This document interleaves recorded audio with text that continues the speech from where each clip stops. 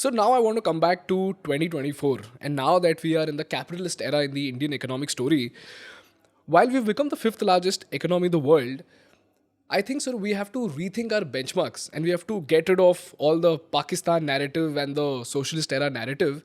And we have to stop comparing ourselves with those entities. And what I believe is the right comparison to make would be developed countries like Japan and Germany. And I was just doing a case study on Germany and I found something absolutely stunning. Germany just has a population of 8.38 crores, and yet their exports stand on the upwards of $1.6 trillion. And here, we have a population of 1.4 billion, and yet our exports barely touch 800 billion. So, why is there such a big gap, and what are we doing to fix it? So first of all, we have to remember that for a very long time, as I said, this is also a part of that legacy we were not integrated with the world. So we had this import substitution mindset, and of course it protected all kinds of internal interests. So we kept ourselves closed. It's only in the 90s we began to open it up, and fair enough, we did it carefully. I think we were correct in doing that because we opened things up too fast, you will get chaos. So we took our time to do it, which was fine. But I think we then reached a point where we are now, even that number that you gave is of recent origin. True. You have to add to it the fact that we also became competitive in services, which is partly an artifact of the fact that we liberalized our economy in the post-digital age. So therefore, that is a market that would not have been available to other countries. So we have taken advantage of that. But in manufacturing, I would argue we can do a lot better.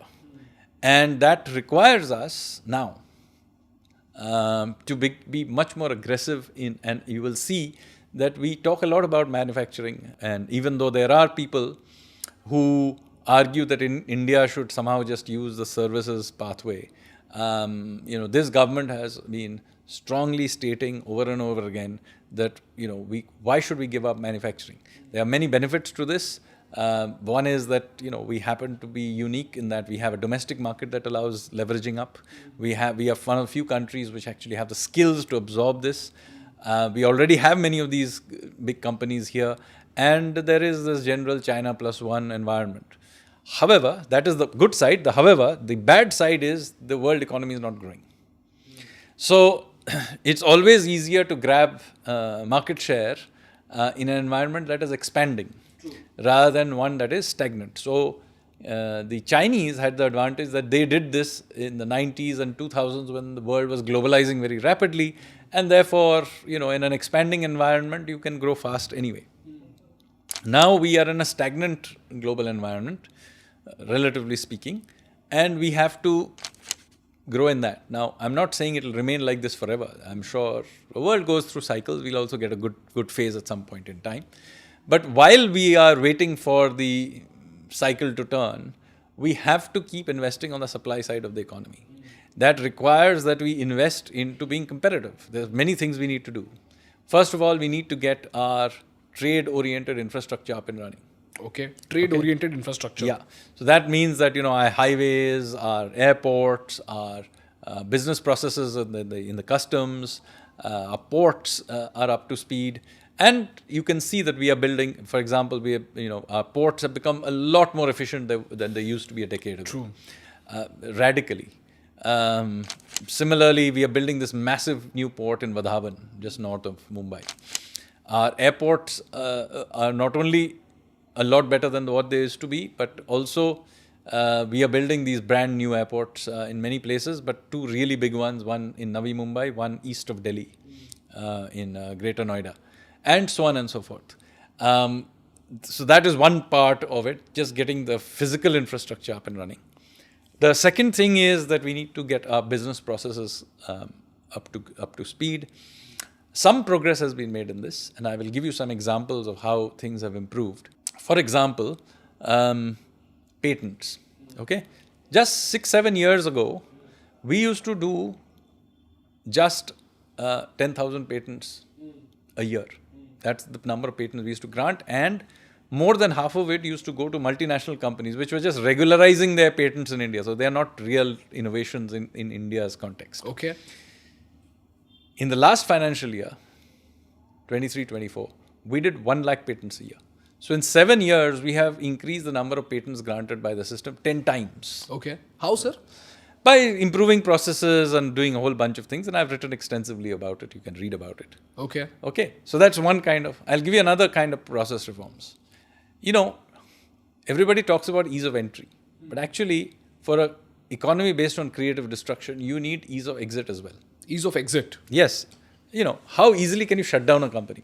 And I'm not talking about companies that are shut down because they go bankrupt. Those are forcibly bankrupt. I'm talking about voluntary shutdowns. In fact, 70-80% of companies that shut down, in fact, maybe even more, maybe 90% of companies that shut down in any 1 year are not shutting down because they went bankrupt. Okay. They're shutting down for a variety of reasons. You know, the guy who's running the company has got fed up of running it because whatever, it's grown old, his son doesn't want it.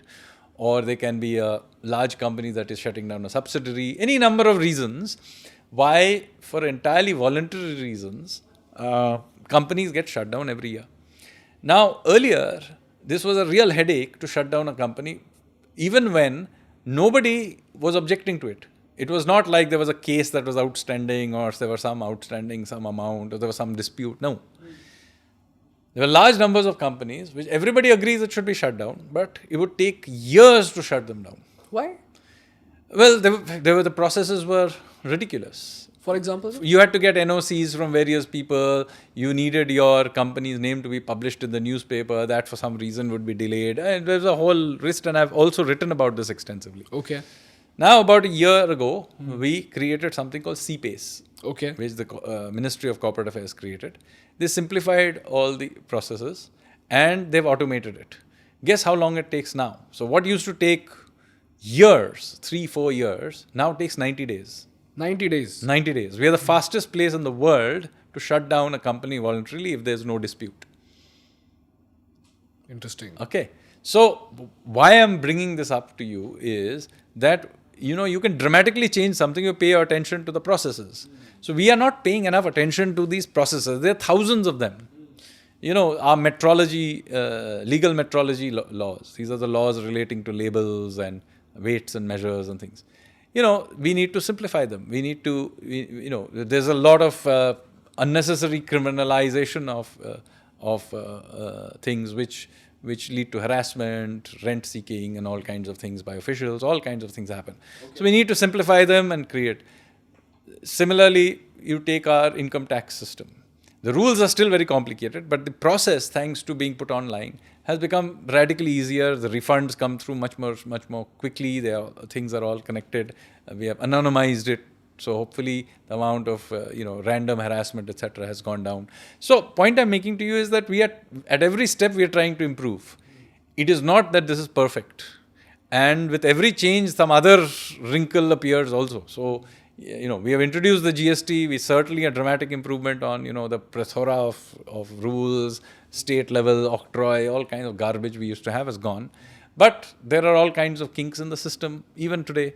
People keep complaining about the GST system. There are kinks in the website, doesn't work for some reason. Similarly, in the IPR regime, we have solved significantly for patents, but there are problems with the trademarks guys. So we are continuously trying to improve. But there has to be a single-minded attention to these process reforms, because I think everybody loves grand structural reforms. But in fact, much of the friction in the system is in the process. Interesting. So you're saying that we first need trade-oriented infrastructure and we need process reforms. Large numbers of them, and as a matter of course, that every day we get up, make things better. Which will help us improve ease of doing business. Absolutely. That is ease of living also. Not just ease. Many of these things relate to just day-to-day living. I mean, the ease with which, for example, and the integrity of the process by which I get myself a passport, a driving license. All of these things have hopefully become significantly better in recent years. Not just making it easier, the integrity of the system has to be still there. I mean, you still want to make sure the guy who gets a driving license actually knows how to drive. So the integrity of the system is also important. Hi guys, thank you so much for watching the Indian Business Podcast. If you find value in our work, please hit that subscribe button, because for you it might be a zero effort task, but for us, that subscriber count is an important instrument to get great guests to our podcast and to make this podcast better for you. So if you find value, please subscribe.